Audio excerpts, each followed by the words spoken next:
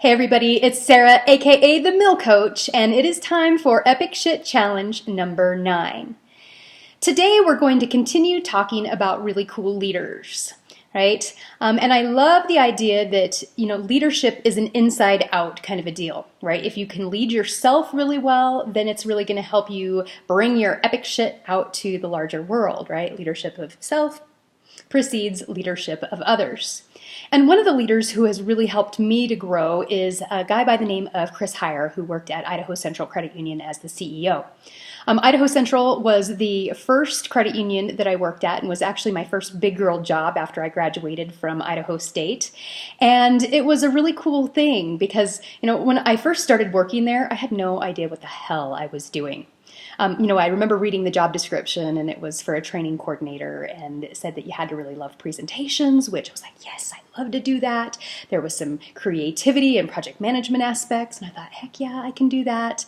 And when I sat down for the interview, they were asking me, do you have any experience working in a bank or a credit union, right? Do you know how to count cash? Do you know how to make loans? Do you know how to read a credit report? Do you know all of this stuff? And I had to keep saying, well, no, I don't. No, I don't. But it was really cool because those that were interviewing me had the philosophy of hiring the smile and training the skill. Right? That if you've got that innate, desire to, present and to really, inspire people, then, we can teach you the other kind of, process, right? It's not rocket science. And so if you've got that core character and strength and passion for the training piece, then sure, the other stuff can be taught. And I remember Chris Heyer came in and he sat down and he asked me, he was like, so you don't have any experience with this stuff?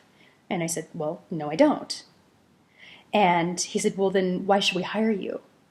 And I just flat out told him, I said, well, I know that you've got people here who are experts in the counting of the cash and making of the loans and all of that stuff. I said, so if you have somebody that can help teach me that piece, the other stuff you don't have to worry about. And for whatever reason, he believed me, and I got hired.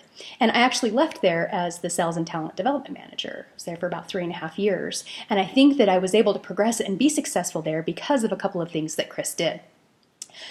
Chris made everybody around him read and to be continuous learners, right? He would actually assign books and we would have discussions and say, all right, now we are just read the game of work. How does this apply to our business operations? Right? Whenever I traveled with Chris, he always had at least a couple of books with him. When he traveled, he listened to audiobooks, and so it was always about learning. The other thing that I really loved about Chris is that he was no bullshit, right? Even when it came down to easy things like email, he would say, if you got the email, great. You don't have to reply with, got the email. He says, if I actually need something from you or I want you to say, hey, I got it, I'm going to let you know in that email. That's just one extra thing that I have to get rid of. And so just cut the bullshit. When you were meeting with Chris and he wanted to tell you something or he didn't agree or he had a new idea, he just laid it on the table. There was no kind of, I say pussyfooting around it. He just said what he thought and what his intention was and how it really connected to that bigger goal of the credit union, right? He had a big, hairy, audacious goal of having that credit union be a $1 billion institution by 2010. And everything that he did and every conversation that we had with staff and in strategic planning meetings and so forth always connected to that bigger goal. He was laser focused on that. And at the end of the day, he said, you know what, Sarah? What's right is right. Things don't have to be complicated. Listen to your gut. Think about what that mission is and go with it. What's right is right. So, a couple of things for you to consider. Is there an area in the ideas that are bubbling up in your epic shit that you're thinking, I don't know enough? Or, gosh, I'm just not ready?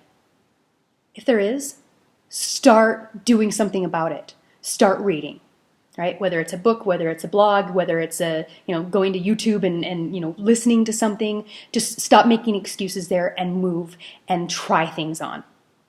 And then the second piece is what's right is right.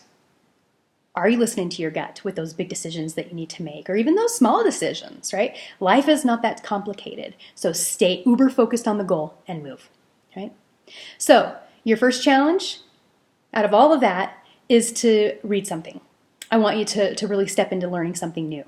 And today it can just be a super easy blog or a tweet even, but I want you to learn something that is connected to what you're feeling with your epic shit.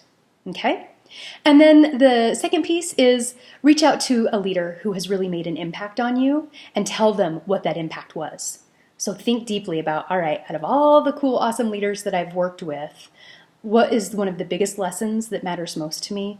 And then shoot them a Facebook message, write them a little note, whatever, pick up the phone and call them, right? How about that idea? But anyway, just express some gratitude for the great lessons that they were able to impart on you. So that's it for today. We'll see you tomorrow. Keep being epic.